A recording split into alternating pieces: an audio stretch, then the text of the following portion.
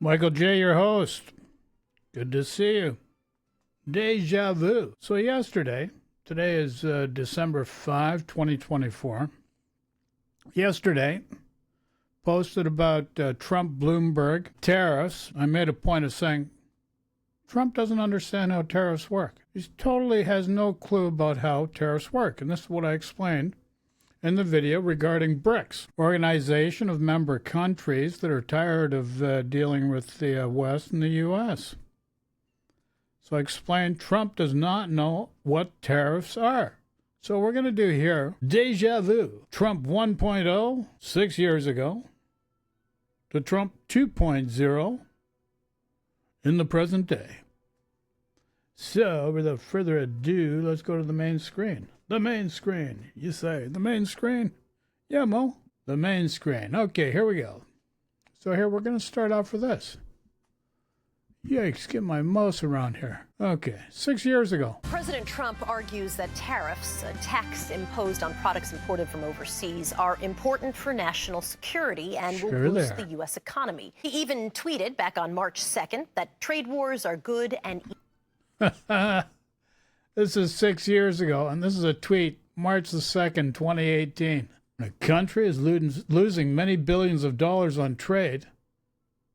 I explained in my previous video. He does not understand trade deficits. He thinks a trade deficit means you lose money. Doesn't work that way. He doesn't understand that. This is 2018. He just does not get it. Easy to win. Many American business owners say the president's trade policy is costing them millions in revenue and forcing them to cut jobs. Among the companies who've criticized the president's move, Harley Davidson, the Milwaukee-based company, announced this past week that they'd... Okay, Harley Davidson. That's going to come up again in this conversation later, in the present day. Have to move some of their production out of the U.S., saying the president's 25% tax on foreign steel and 10% tax on foreign aluminum will cost them $20 million. President Trump tweeted, if they move, why? So this is how this guy deals with Harley Davidson. He's going to put them out of business. He doesn't care. He says the Harley Davidson should never be built in another country. Never. If they move, watch. It will be the beginning of the end.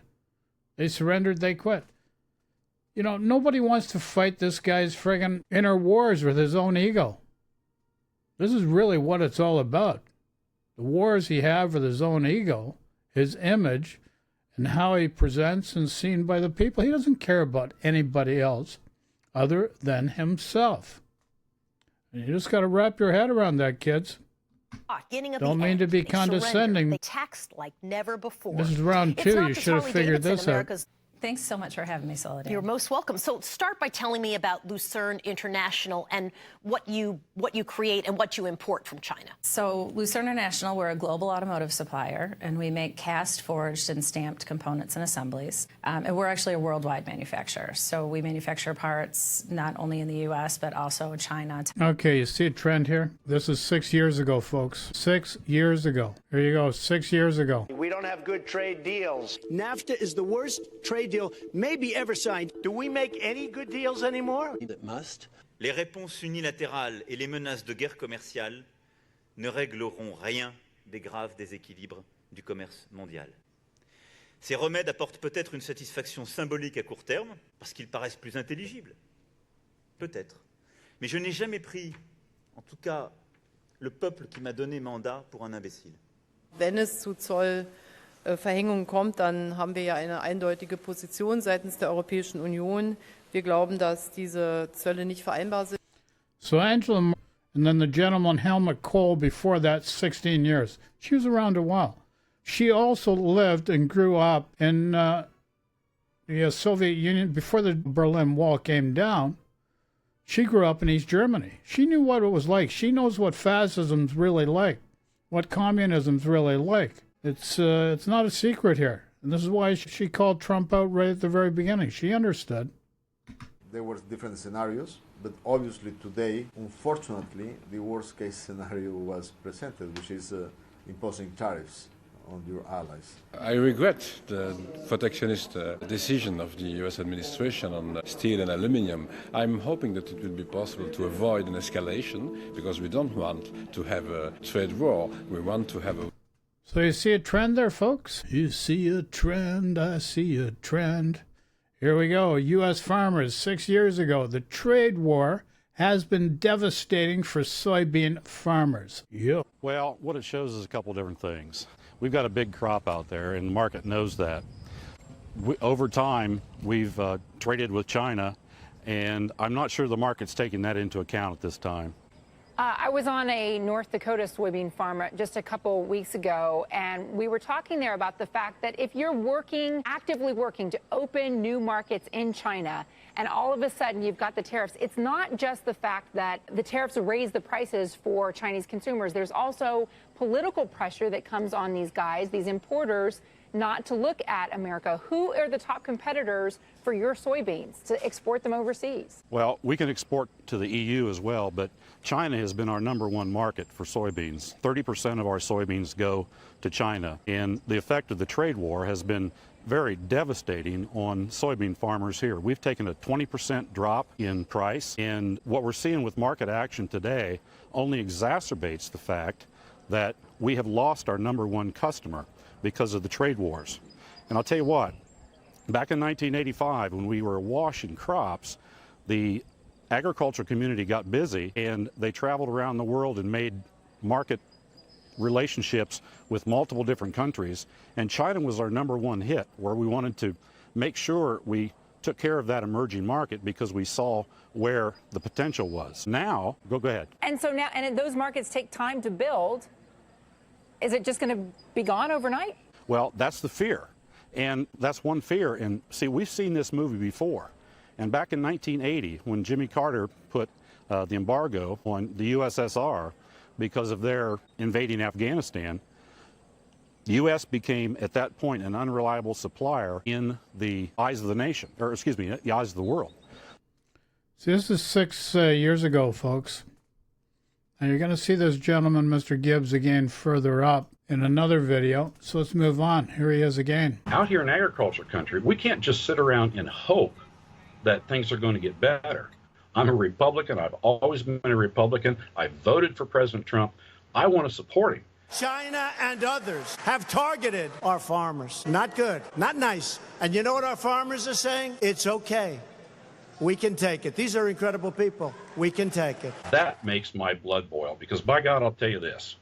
I can draw a direct line from when the president started this tariff rhetoric in the price of my soybeans. The United States was allowed to truly get ripped off. You know, this was 6 years ago. And he's doing it again, getting ripped off. As I've said before, he does not understand what a trade deficit works and tariffs work. He really does not understand that. It's really easy to be ideological when both your belly... See, I thought that it took only a decade. You know, it took him a few decades to actually build up this business, the relations to get this business going. And it really was a good business for the farmers. And it got jeopardized and totally eliminated. You know, they lost the business, never to get it back. It went to BRICS. Went to Brazil, trading partners there. This is what's happened. And your wallet are fat. But when you're broke and hungry, then you have to be practical. Mr. President, what I would tell you is this. We built these agricultural markets for decades. Your tariff rhetoric serves to only tear those down and to provide uncertainty to the market. You're going to make it back, and it's going to be made back faster than anybody would. And guess what? It was never made back. It was totally lost. Lost permanently. It was never made back. You've heard this story. How many times you've heard this? To the market. You're going to make it back, and it's going to be made back faster than anybody would know. You've heard this before over and over again, and it didn't work back then. What makes you think it's going to work now? Like, it just makes no sense. This guy does not understand how trade deficits work. He thinks you lose money. That's not how it works. He does not understand that. He didn't understand it back then. I pointed out in the Bloomberg video I did yesterday. And then, the guy from Bloomberg on stage interviewing. All of a sudden, I pointed out, he's crossing his arms. Trump's going to push back on this guy. And he tells him the Wall Street Journal didn't know what they're talking about. He was going to meet them that day. And that this interviewer didn't know what he was talking about, never knew what he was talking about ever. And that's what happened. CNN is learning that the president is now planning to delay any new tariffs on European car imports by 6 months. And the markets apparently are welcoming that news as the Dow is now shifting into positive territory today. Meanwhile, I want to read a quote for you. This. It's going to have some impact on elections, of course. So far, I haven't seen farmers abandoning Trump, but it's going to have some impact. That is from Republican Senator Chuck Grassley from Iowa, who has emerged as a chief critic of the president's trade policies in this fight. He's one example of the growing unease among some Republicans about Trump's escalating trade war with China. But the Washington Post also reports that the president believes... Meanwhile, Grassley supported Trump to become the president-elect. So go figure. You know, these guys are unbelievable. His showdown with Beijing is actually going to help him win re-election. And yesterday, speaking with reporters, the president could not have been more optimistic about how he thinks this all is going to turn out. The guy's just full of crap, guys. You haven't figured it out by now. You got to give your head a shake. This is 5 years ago. Didn't work then. 6 years ago. Didn't work then. We always win. We always win.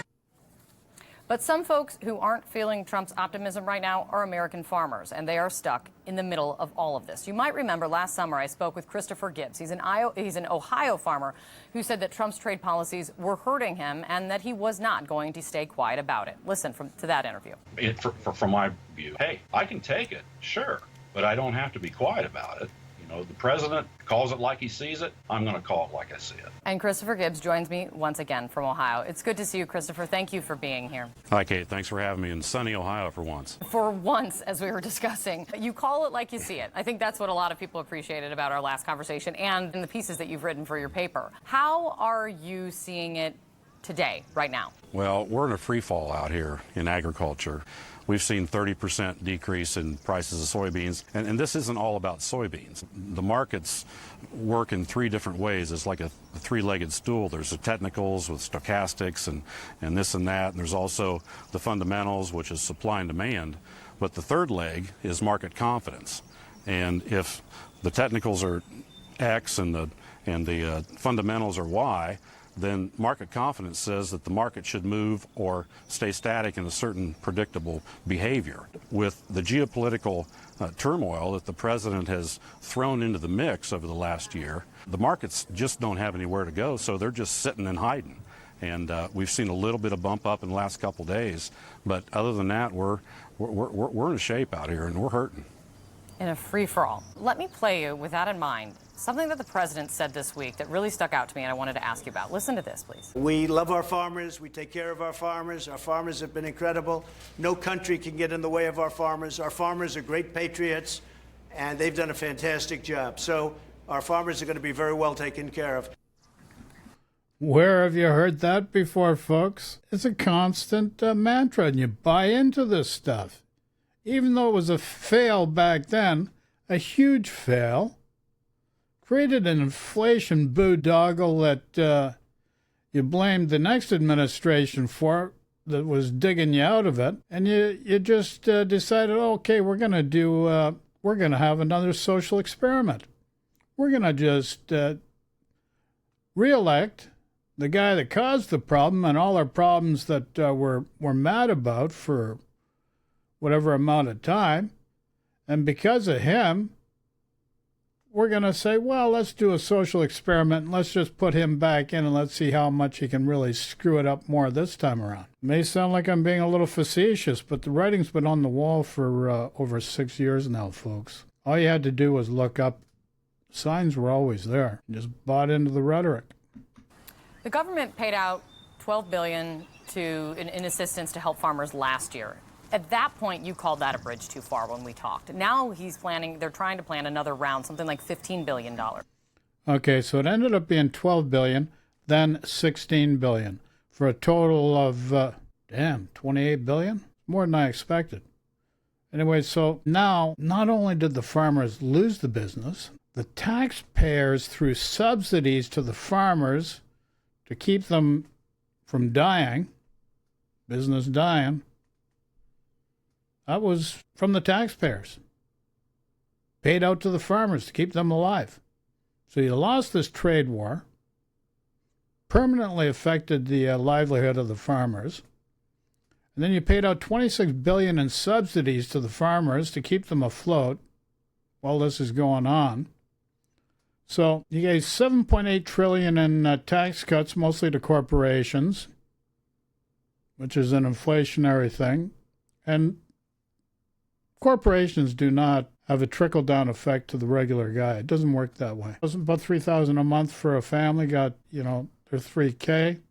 They put it back into the system, but the corporations don't. The trickle-down effect never works. It's been proven over and over. So $7.8 trillion there. $26 billion here. Then COVID kicked in. Yikes. COVID kicked in, caused supply and demand issues. You had the Patriot to help people out and get by. Another inflationary thing. So it caused inflation. All under Trump's watch. And then it allowed BRICS to become more powerful than the G7. You got to love it. And then you bring them back in for Trump 2.0 after all this. Good golly, Miss Molly. What do you say to that, Christopher? Well, the same thing I did before, and I need to put a clarifier on this. I ended up taking the money, so I had to take it. It was $20,000 to me. $14,000 of it went to repair a tractor transmission. $2,000 of it went to a nonprofit or two, and the rest of it back for taxes. So I didn't take it and buy a boat with it. But what I said at that time works today as well. Is that it was an indication that the president's policy wasn't working, or it certainly wasn't working fast enough. And now the president comes back and wants to put an additional amount of money in our pocket. And we have to understand where that money is coming from. Until yesterday. This is the point I made before. You have to understand where that money came from. And it created an inflationary boondoggle. Under Trump's watch, Biden had to clean up his mess. And then you penalize the Democrats because of the problem created by the Republicans. Hey, you got to love this. Go figure. Yesterday, the president has been very clear that all of these tariff dollars that he wants to transfer to farmers have been coming from China and from Mexico and Canada and so forth, but primarily from China. That's just not true. That's what I've been trying to tell you, folks. These tariffs do not come from the people the people that pay for the tariffs are the people that use the goods, which are the American people. You do not get it. And it's a sad reality. And you'd think, educated people would understand that, but obviously a lot did not. Just not true. Those monies, those tariff dollars, come directly from American importers, from American companies that hire American workers, that pay American taxes. And when those dollars, when you buy goods from China to send out to U.S. consumers, those companies pay that, and then they turn around and push that out to consumers to pay. So the president might push out more money to farmers, but let's be clear of where it's coming from, and let's let the taxpayer know that it's not coming from China, and they need to know it. And it's appreciated by farmers, for sure, but we would rather have trade. We'd rather have our markets back. Well, there you go. He'd rather have his markets back. Ain't coming back, buddy. Sorry. That ship has sailed. The Trump dinosaur. And the Trump dinosaur has become the new Dinosaur Rex? I don't know. 5 years ago again. You've seen this guy. The three-legged stool. There's the technicals, there's the fundamentals, and then now we've added on market confidence. And certainly the geopolitical problems that we have with the Trump tariffs have weighed on market confidence, and the market just can't move. Political problems created by these tariffs. Strained relationships with your allies and trading partners. trading partners. Well, again, I'd hesitate to speculate on the market, but again, we need to get rid of this political turmoil that we have, the uncertainty, and that's what's holding the markets down now and continues to hold them down. Does it frustrate you as a Trump voter? Oh, it certainly frustrates me. I was a Trump voter. I voted for the president, certainly, but he certainly hasn't come through. He's lost on trade. He's lost on trade in certainly 3 different ways. First thing he did out of the bag was get out of the Trans-Pacific Partnership, which would have partnered with 11 other countries to move product into the Pacific Rim. That would have excluded China. It would have set us up as a partner together with those other 11 countries to take on China and take on some of their rough trading practices. He's lost on NAFTA. He'll continue to say it's a win, but he's lost on NAFTA because he lost 40 seats in the House. And NAFTA, the new NAFTA, is ratification certainly uncertain, maybe a 30% rate that I could put on that's going to get ratified at all. And then certainly he's lost on China as well. I know you might say, I'm sorry to interrupt, Mr. Gibbs, I know you might say, well, it depends on who his opponent might be because there's 20 of them right now, but would you vote for President Trump again right now in the re-election? No, I couldn't vote for him. I got to protect my business. You know, there's other things as Republicans that maybe we appreciate. We could appreciate the Supreme Court. We could appreciate the downstream judges. All that's fine. But we would have got the Supreme Court out of another Republican president, no problem. So I won't be voting for the president again. You know, it's interesting. The Purdue Center for Agriculture had a rather interesting study, which confused me a little bit. It suggested, Chris, that I think 79% of farmers surveyed believed the trade war would ultimately benefit U.S. agriculture. I'm trying to understand that. There's no way you would agree with that. No, certainly I wouldn't agree with it. And I'm on the books a year ago this month, or excuse me, a year ago last month in July, of calling this out, that it was a white flag, or a red flag, if you will, when the president came up with the initial market facilitation program payments, which I call certainly hush money payments, that he had surrendered, that he had lost the original battle from China.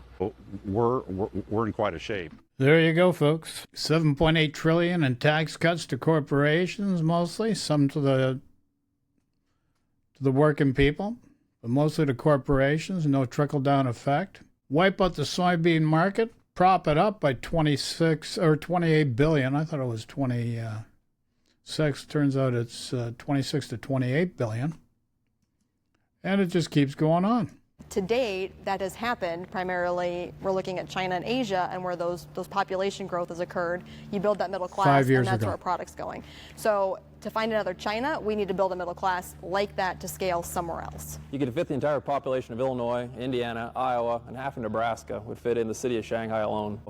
Just to see that many people in one place, I mean, that kind of wraps your head around how big the middle class is and what their demand is for animal proteins. China's cut dramatically the amounts of soy that they're importing from the U.S. But that's for 2 factors. One, the African swine fever that's reduced their hog population. They don't need as much feed. They don't need as much feed. Right now, China's attitude towards the United States, if I can avoid the United States purchasing, I'm going to buy from South America. This isn't just a chess match that's over whenever we sign a deal and shake hands. There is active movement to build infrastructure and build up capacity in other parts of the globe, and they are willing and ready to eat our lunch. We need 3 things to be successful in the future. It's trade, transportation, and trust, okay? I'll start with trust, because we need to have trust in those people who lead us. Then we need trade agreements that we have right now that need to be ratified, okay? The U.S., Mexico, Canada agreement is 1.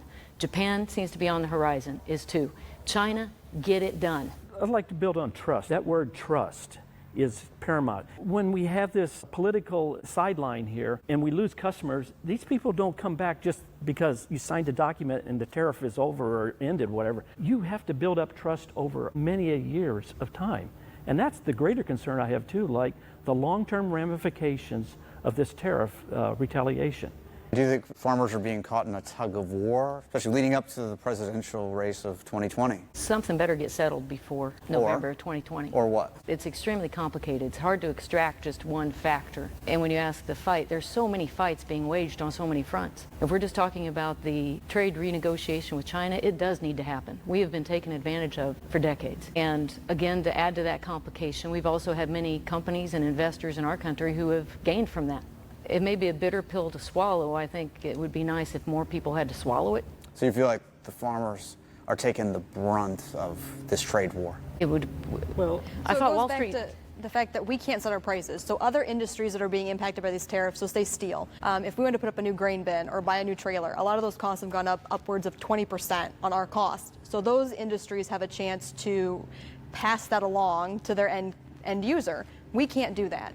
President Trump just announced a deal with Japan for the U.S. to be exporting more agricultural products to Japan. In the short term, it's really going to be good for the livestock producer. So when we as the United States decided not to agree to TPP, we lost a lot of our beef market and saw an increased tariff. That's the Trans-Pacific Partnership. Correct.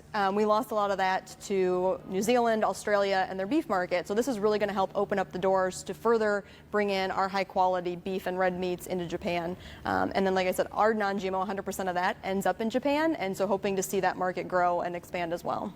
If we can find one country to actually be able to complete an agreement with us, it looks more favorable for other countries to say, hey, we can make an agreement, they are a trusted partner, and hopefully we continue to grow these markets instead of having doors shut. Why don't you raise your hand for me if you've received a payment from the government from the Market Facilitation Program. This is the aid that's being offered because of the trade war. We've all, weighed in on how that calculation was done with the impacts to each of our industries directly through the trade issues with China. At least I've worked on that very closely through the National Corn Growers Association and other associations that I belong to. We've all looked at those issues and had a direct, economic figure that we can attribute to bottom line issues in that situation directly attributable to, China tariffs. It's never going to cover you fully for what we believe the entire market loss is. I don't expect that to happen either, but it's a gesture that certainly helps in a struggling ag economy right now. That was really the understanding that they tried to go for, and also to say that. So that was the bailout. 26 to 28 billion bailout to the farmers. That was 5 years ago. In the beginning, see what they say at the beginning. Just harping on to the the same Farm old Progress Show in Decatur, Illinois, where we spoke with a range of farmers affected by tariffs. They represent some of the industries that have felt the most impact: pork, corn, soy, and dairy. Raise your hands if you expect your business to be profitable this year. Larry, you're in one of the toughest areas right now, dairy. How is it you're profitable when things are so difficult for so many people? We're diversified. We're diversified in both the grains and in hogs and beef yet too. So while we may be losing, I know the numbers, but several tens of thousands of dollars on the dairy side of it, we're making it up on our hog side of it yet too as a contract finisher. And because we have maintained a very low debt to asset ratio, and we're very prudent as to what we invest in. I think there's a general awareness that this is not the easiest time to be a farmer in this country. So for you, what is your pain point at the moment? I think a big pain point would just be uncertainty. We have a lot of trade deals that have kind of been opened up here, and we have some major uncertainties of trade. And farmers came through a really challenging growing season here. We've lost a lot of dairy farms. In my county alone, we've lost two close neighbors that basically just threw in the towel and said selling the cows and getting out of the business. We're along the Mississippi River, so for us, trade is really important. American farmers in general produce a very high quality product, and we need a place for it to go. And for us, a lot of that depends on export markets. We know on our farm, 2/3 of our soybeans hit China, 100% of our non-GMO corn goes to Japan, and Japan's a big market for our beef cattle as well. And so for us, without certainty and consistency in that market, it's troubling. Heather, what about you? I think the most frustrating thing, two things. We don't have an app to control the weather. So that is a variable that continually can yank us around and cause a lot of heartache and stress. But secondly, those people that we've elected to be our leaders need to lead. This has been a tough year. Yes. One tweet can take away decades of relationship building in building markets, right? There you go. You heard it there. One tweet takes away decades of work to build up a market export. One tweet takes it away. 5 years ago, Fox Business. I'm not going to go through the whole thing. Pennies? Yeah, so now they've got no market. They've got no export market. They're relying on the subsidies, the bailout to the farmers in order to get by. Because we're standing in front of this massive harvester, and I know this guy behind us costs $500,000, steel, tariffs, and aluminum. How has that affected equipment for you and costs? Well, everything takes it up. When we start seeing this, of course, our income's going down and the prices are going up. And so how do you make those even? You work closely with your banker, and you just have to have that relationship that says, hey, we're going to come through this, we'll come out of it.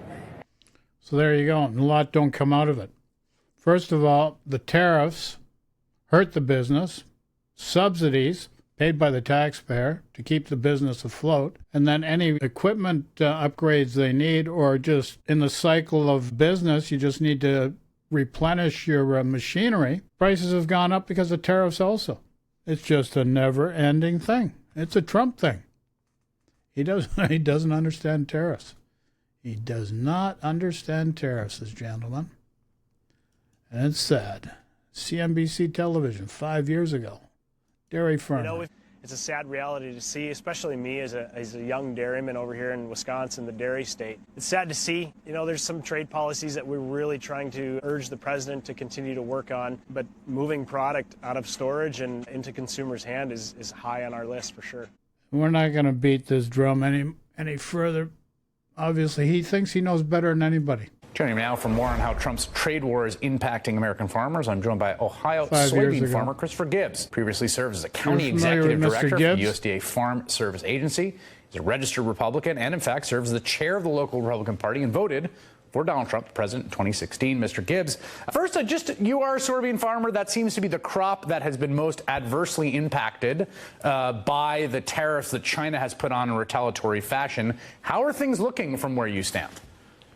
Well, no different than the downward movement we saw since the president put the punitive tariffs on way back in March through July of 2018. At that time, specifically soybeans, we lost 20% of our pricing right there, which put us below the cost of production. We're now currently still below the cost of production quite considerably. I just calculated it today before I walked in here, about $25 an acre for a new crop below the cost of production. So nothing has moved in the soybean market, and corn is about the same way, and that's also well below the cost of production. So we're not moving forward with any good trade. So you mean that, I just want to make sure I understand this, for 2 years, 2 seasons that you have been producing below cost of production, and does that mean you're losing money on soybeans? That means we're losing money on soybeans, and certainly in corn as well. Certainly the administration has put forth the bailouts, I call it hush money, to keep farmers sedated, but they've put together dollars from the taxpayer, and let's be very clear, those dollars do not come from China, no matter how many times the president says it. Those dollars come right out of the Treasury, right from the American taxpayer and to farmers, and the only saving grace to that is that farmers do not sit on that money. They take it to the local hardware store, they take it to the feed store, they buy things with it, and when farmers buy things, we buy things, by the way, that are manufactured, and they're made out of steel, and they're made out of aluminum. It's a sort of weird cyclical conundrum. What is the reaction? Yeah, just punishment it's layered on top of punishment. Pain and suffering on top of pain and suffering. You got tariffs on the agricultural side, and then you got tariffs on the steel and the aluminum side. So they're being hurt one way and then hurt the other way. They just can't win. Every which way they turn, they're getting nicked. Been among folks that you talk to that are in your line of work, that farm, and particularly in soybean and corn? Well, certainly there's been support for the president in this throughout, and it's been, from my perspective, somewhat surprising. I got off the Trump train a long time ago, and particularly through this tariff fight. I've spoken out against this for over a year, but farmers have hung in there. They're tough, and what they were hanging their hat on was the president's rhetoric that trade wars are easy to win. Trade wars are good, and trade wars are easy to win. And I believe that the president probably told many of the commodity organizations and the advocacy bureaus that, hey, maybe 6 months, maybe 9 months, and we're out. And that was borne out by the Secretary of Agriculture, who said after the first round of hush money, well, there wasn't going to be any more. And then lo and behold, the president comes up with another $16 billion that actually hasn't been dispersed yet. 12 billion, then 16 billion. I want to follow billion. up on that, but question, do you just billion. get a check? Like, is there a form you fill out that says we'll grow this many acres and they pay you per acre? Like, how does it work? Yeah, two ways. Last year it was on a per bushel basis. Whatever you grew, just for soybeans, I think, I forget what it was, $1.67 a bushel maybe. This year it was different because there was kind of an uproar that other crops may not have been treated quite fairly. So it's going to be just done by per acre basis on a per county basis. So every county has a dollar per acre number. You go into your local USDA office, sign up and say, I planted this many acres of crops this year, and then money shows up in your checking account. I mean, it's wild because if any candidate proposed that ex nihilo for some other group of people, like, I don't know, waiters, that like every waiter in America would just get a big check from the government based on how many tables they did in their shift. People would be like, you can't do that. Yeah, you can't do that. You got to realize how much money this is. And certainly, I want to be very clear. It's appreciated, but we appreciate the taxpayers for it. And again, it's going to local hardware stores. It goes into rural communities. So the money's used, certainly. Yeah, no, I don't think it's necessarily bad policy. I mean, but here's the deal. The market that they took decades to create with China paid for all this stuff. They didn't require subsidies from the government. But you got a guy creating a trade war. He thinks because of trade deficits, you're losing money. That's not true. Now you're losing money because of his tariffs and trade wars. That's the reality of things. You know, better than, I guess, the alternative, but it's a strange situation to find yourself in. Look at it in perspective. The president couldn't get $5.7 billion for a wall, okay? But we did 12 and 16 billion just with a pen stroke. That's perspective. Well, how about this? I mean, Paul Krugman had an interesting column recently where he said, look, everyone, financial markets, international observers, the Chinese themselves, a lot of people, farmers, have thought this isn't going to get that bad, right? They're going to sort of dance around each other. There'll be a little tete-a-tete, and there'll be some deal, and he'll do what he did with NAFTA, right? Railed against NAFTA and then signed a thing that didn't look that different from NAFTA, and everyone gets to go home. But at a certain point, it really starts to draw blood. I mean, how long can this go on? Well, it can go on a long time, certainly, but what I want to make your viewers aware of is this. You need to divide it into two different discussions. Mexico, Canada, Japan, the EU, those are all trade discussions. But when you talk about China, trade is a secondary or maybe even a tertiary issue of what's going on here. This is about containment, and that's what the president was never, ever forthright with the American people, and he was never forthright with farmers, that this was about containment. And I'll tell you something else. Let's say that there was a trade negotiation that President Xi just automatically calls up, since apparently he calls up all the time, and he said, all right, we're going to solve this thing right now, and we come to this grand deal over coffee and crumpets or whatever the President Trump does. And at that point, it'll be something else, because it'll be Huawei or it will be Hong Kong or something. This is about containment. Interesting. And what the president needs to be square with the farmers with is that these markets are not coming back in this fashion. No matter how many soybeans they want, no matter how much pork they want, these markets are not coming back because supply chains have changed. Supply chains have changed, and they've moved to Brazil and they've moved to other places. All right, Christopher Gibbs, that was... Yeah, so BRICS has taken up a lot of that. BRICS has taken it, and this is where the U.S. reserve currency for the world is going to be going too. You keep this up, Trump too now. Well, if you look at this is 2 weeks ago, folks. This is undecided voters and people who are Trump supporters. A lot of what drove Trump's support was voter anger, especially working class voter anger over inflation, high prices, for which they blamed Kamala Harris personally. They didn't. Meanwhile, you just watched like about 5 to 10 videos showing where the inflation boondoggle came from. $7.8 trillion in tax cuts to the corporations. $26 billion to bail out the farmers. And then COVID hit. PPP checks. Oh, they can't go out yet. Hold on a couple weeks. Let me get my name, Donald Trump, on them. That's the reality, folks. And you bought into it. I love this social experiment.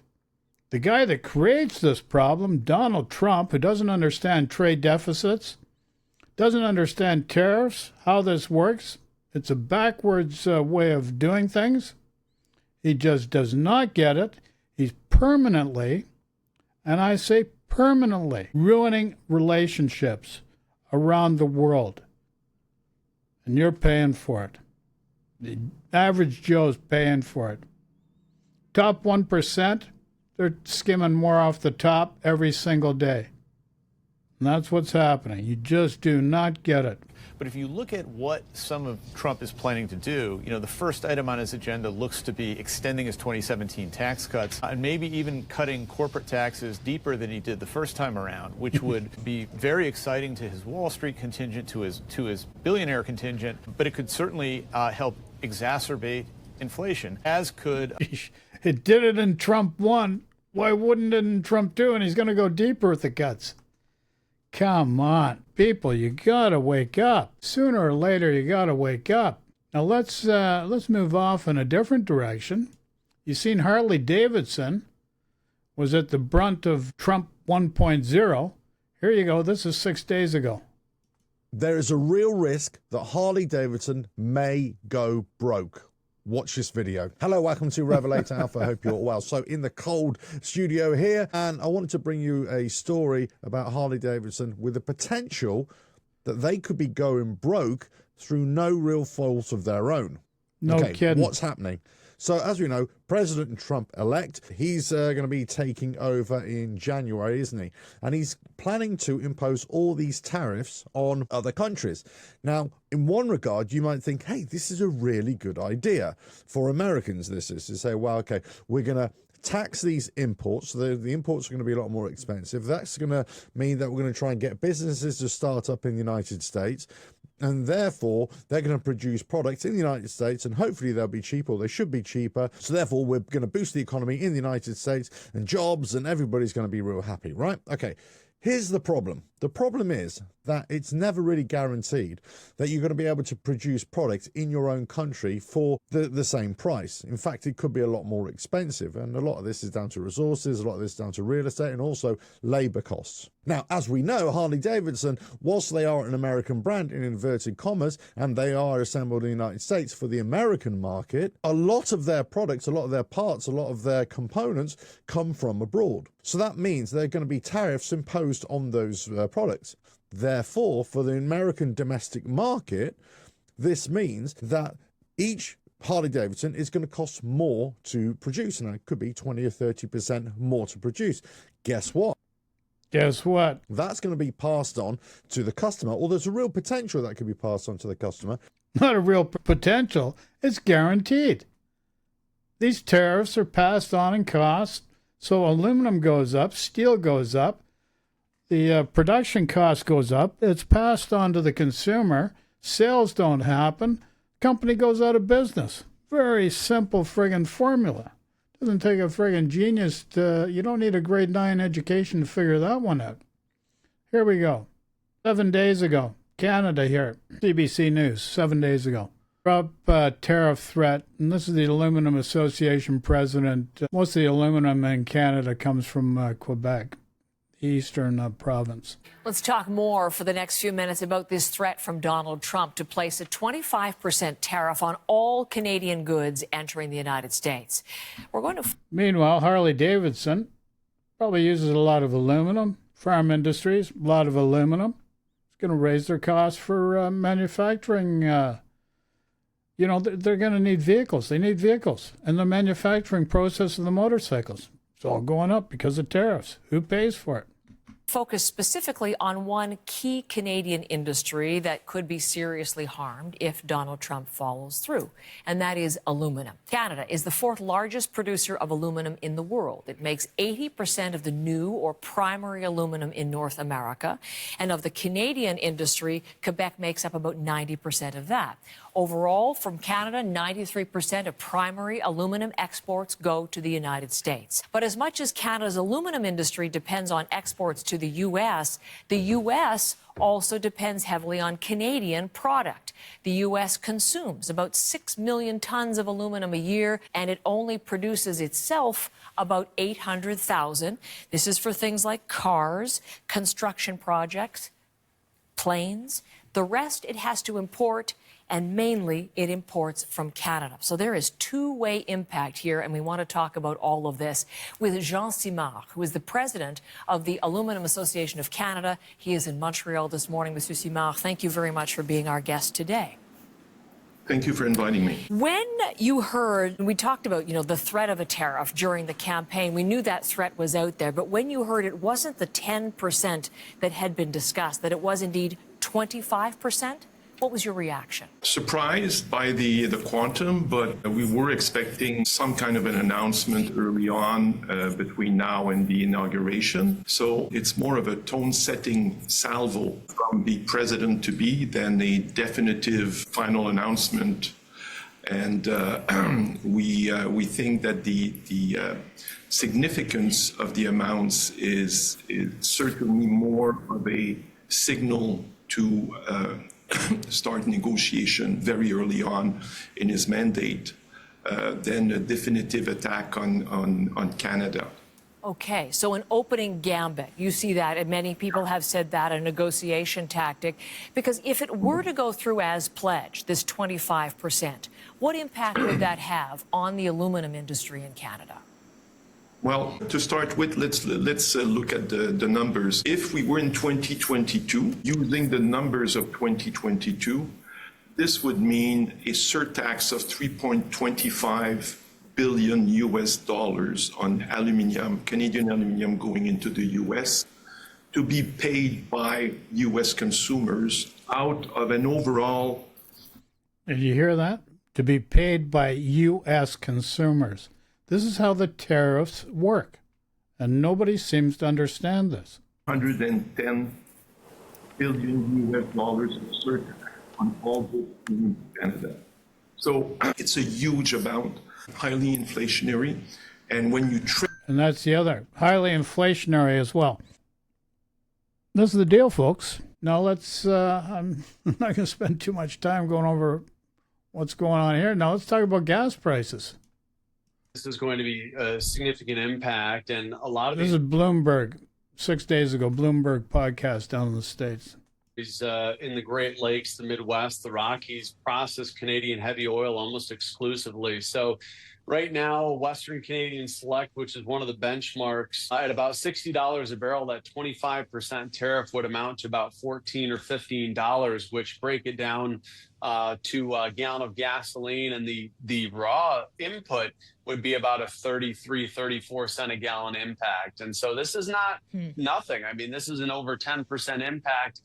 And this is the baseline would be about 35 cents. Keep in mind, 25% tariff. If oil prices rally, you're going to see that tariff go up and up and up, and it's going to be more of a squeeze as that happens, especially into the summer months.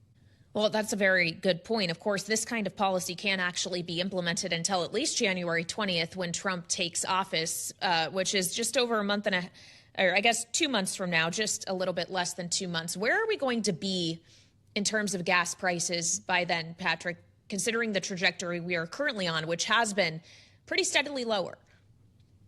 Well, I think most consumers are going to feel that bite very significantly, because over the next couple of months, we should see gas prices staying at relatively low levels. We still should have half of the country, if not more, seeing average gas prices below $3. For comparison's sake, gas buddy counts about 30 states today below $3 a gallon. And though there may be some volatility in prices depending on, the balance of global supply and demand, depending on Russia and Ukraine and the Middle East, there may be some minor fluctuations, but the seasonal low should stick around right through Inauguration Day.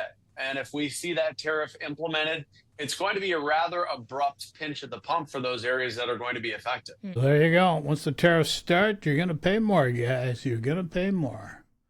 Now let's, this is going to be our last video, because this is going far too long. This is Ben Marcellus, the Midas Touch. I call it the Mega Touch. Okay, we're going to discuss the Mexico president and what she's doing about this. I want to share with you how... This is 1 hour. This is, today. This is fresh off the press. Hot off the press, guys. Mexico's President Claudia Sheinbaum continues to outmaneuver Donald Trump and the incoming Trump administration. I want to share with you the subtleties of international diplomacy, and I want to show you when Donald Trump's out there making social media posts where he's like mocking the concept of the annexation of Canada, when Donald Trump's out there making social media posts with himself and Elvis, I want to compare that to the steps that our trading adversaries like China are taking to actually court current allies of the United States like Mexico and others, and bring them more in the orbit and ambit of China. So let's tie this all together, the subtleties here, right? So what's been going on behind the scenes since the election? Okay, what you have to understand before the election, Xi Jinping has been investing heavily in Mexico because he wants to bring Mexico into BRICS. Once Mexico leaves, now there's only Canada and the U.S. You know, the friggin' house is getting smaller and smaller, folks. The writing's on the wall. And the question you got to ask yourself, is the USA going to fight with everybody? Are you going to have war with everybody? You may have the best military, but you're not going to win against everybody. It's just impossible. And I'll give you a bit of a lesson in history. Back in 1950 or so, it was MacArthur Eisenhower using Second World War equipment. Korean War starts. Push all the way up. Push the North Koreans all the way back. Then all of a sudden, 1 million Chinese come over the hills and push the U.S. and everybody back to where Seoul is now and where the point is now. That's your lesson. And that was just China in North Korea. Now you want to take on Mexico. You want to take on Canada. You want to take on China. You want to take on India. You want to take on Russia. I'm running out of fingers, folks, because there's more foes than I got fingers that you're creating. And you're creating it. You've got good, healthy relationships with people, and you're destroying it because you're letting a guy that does not understand, he does not understand how tariffs work, trade deficits work, how relationship building is important. He's from a bygone era with a criminality background. You got to understand, Putin, oligarch system, you placed him around the world. Now you got that Ramaswamy or whatever his name is, Elon Musk. How many other billionaires? These are the guys that are benefiting by all this stuff. The average guy, you're paying for it. You just do not get it. There was a G20 conference, a G20 summit. It was in Brazil. President Xi Jinping of China was there. And in the lead up to the G20, Xi Jinping requested a meeting with Claudia Sheinbaum, Mexico's new president. And at first it was reported that she was not going to be doing this meeting and that she would be turning that down. She would see him there, of course, but she would not be meeting with Xi Jinping. Ultimately, she met with Xi Jinping as a result, in my view, of the fact that Donald Trump was elected and to send a message that China is the number 2 trading partner with Mexico. And if America screws over its ally Mexico, Mexico is going to turn more heavily to China. You see, China has been courting Mexico to join the BRICS bloc, B-R-I-C-S. It's an acronym for Brazil, Russia, India, China, South Africa. And there's a bunch of other countries as well. Even Saudi Arabia and Iran's in there. That's growing as well. America, under President Biden, had applied the appropriate pressure on Mexico, but through lots of carrots and the types of normal relations you'd have with your ally to try to make sure that Mexico would not join the BRICS bloc. And we saw Mexico's previous president, Obrador, Manuel Lopez Obrador, back, for example, on August 9, 2023, he said that basically Putin and Xi can forget putting Mexico in their multipolar club. And he said that Mexico would never be joining BRICS. And he was very kind of clear and strongly and strong about how he worded it. He said he denied back in August 2023 that Mexico had any interest in joining BRICS. Quote, this is the former president of Mexico. We are not going to participate in this bloc, in this association. Of course, we welcome the fact that other countries are doing so. However, for economic, neighborhood, and geopolitical reasons, we will continue to strengthen the North American alliance and all of America. He said, notice what he said, neighborhood. In other words, because we're allies with America, America doesn't want us to do that, and we have a good relationship with America, our ally, right? So that was the status before. Then you have a new president coming into Mexico, same party, by the way. Claudia Sheinbaum's in many ways a protege of Obrador, but you know, she's certainly her own person, powerful person there in Mexico, a long-time actor. A woman. You wouldn't hire a woman as president, Kamala Harris, but this Mexican gal is going to put Trump in his place. You're seeing it already. He's easily outsmarted. Then there's the election of Trump. And so what does Trump do right away? First thing he does, threaten Mexico and Canada with a blanket 25% tariff, which you know about, we've reported before. And then he also threatens BRICS countries with a 100% tariff, just saying tariff this, tariff that. We're tariffing everything right there over and over again. So with all of that coming out, and, even though Donald Trump made those tariff threats November 25th, right around that time period, I think Claudia Sheinbaum saw who Donald Trump's selections were going to be. She knew that was coming. We previously reported how as soon as Donald Trump made those statements, remember the very strong response she made? She threatened retaliatory tariffs on the United States. She told the United States of America, perhaps if you spent less money on war and building weapons of war and more on dealing with comprehensive immigration reform and dealing with the synthetic drug crisis in your own country versus blowing things up internationally, maybe you'd have a better immigration system than blaming your neighbor. And she also said, we will inflict equal pain on you if you try to come for us here. You understand that? You can clean up your own backyard. Trump can do it himself, but he's focusing on other people. He just wants to be a big bully, and he wants to control the world. Those days are over, guys. They're long over. I'm not going to go into any more of this video. It's gone far too long. I've already explained before. Donald J. Trump does not know how tariffs work, how to apply them appropriately. He thinks a trade deficit means he's out of pocket, and if he puts a tariff on a country, that it limits the trade deficit by giving him money. It doesn't work that way. It's just inflationary and creates pain for the people. So one thing you've learned about through this video, the theme was, you've seen it in Trump 1.0, wiped out farmers, created an inflationary cycle that the people had to put the people tremendous pain and suffering. And then you blame Biden, who's getting you out of it. He did the CHIPS Act, the Infrastructure Restructuring Act, and those things were good things to help stimulate the economy. And you're going to tear that apart also.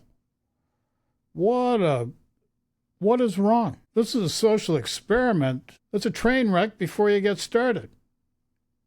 The guy that created the inflation boondoggle is the guy you're putting back into the wheelhouse, and he's doing the same thing over again. And after his term's up, he'll just ride off into the sunset. He doesn't care what happens. Who's to say he even rides off into the sunset? Maybe he lives another 10 to 20 years and decides, I'm going to do what Adolf did. I'm going to friggin' stay in power forever. I've got my haymakers in power with me. They'll do anything I tell them. We're going to dismantle this Constitution and make it an autocratic situation and say, hi-ho, silver, and away we go. Trump 3.0. Just saying, folks, writing's there on the wall. You want to live in love and peace, in an uplifting, nurturing society where everybody benefits? Or do you want to live in a situation of just pain and suffering at a person's will, where a guy at the top exerts his will on the people, denying them their free will, and they suffer? It's the people that should be lifting up, not the other way around. So I'm going to leave that with you. I'm going to sign off. Love and peace to everybody. And you know what they say. Stay safe, be good, and until the next time.